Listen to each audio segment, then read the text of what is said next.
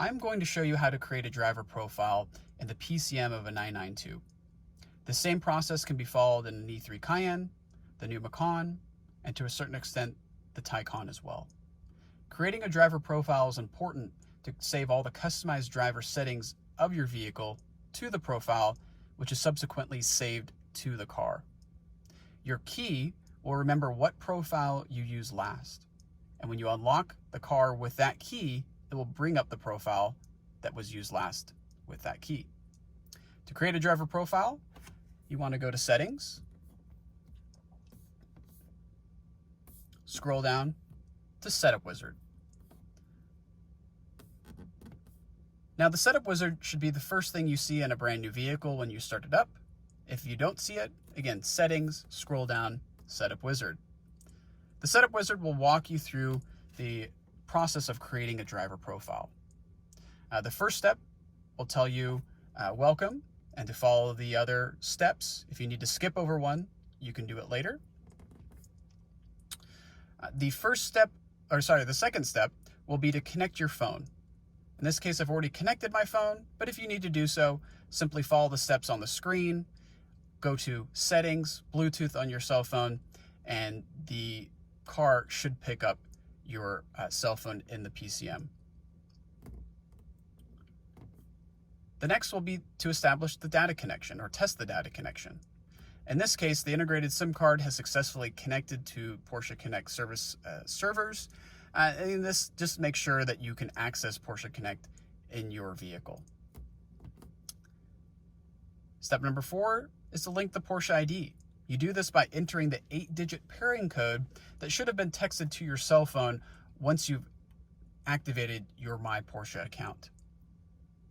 And if you don't have this, you can skip over this step, but if you do, it's a good time to enter it. That way you don't have to worry about it later.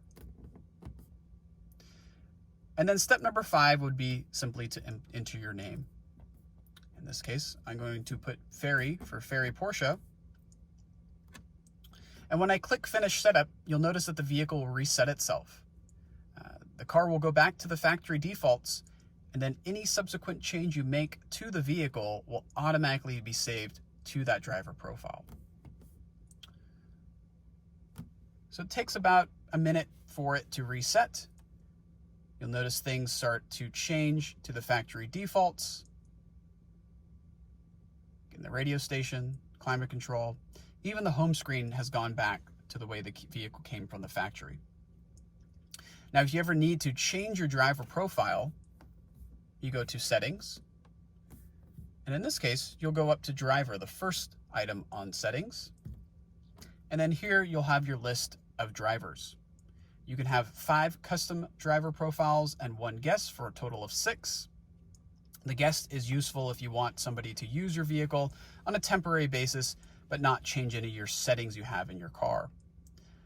We recommend making at least 2 driver profiles for multiple drivers if there are in a vehicle.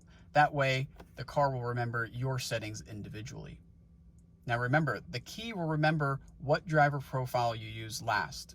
So when you shut off the car, the key just remembers that profile to bring up the next time you unlock the car with that key. If you ever need to change or delete a driver profile, you simply select the driver profile you want to use and activate. And once you've activated, you can then delete the driver if need be. Additionally, when you start up the vehicle for the first time, you'll notice that the driver profiles will be displayed to the right of the tachometer for a brief period of time.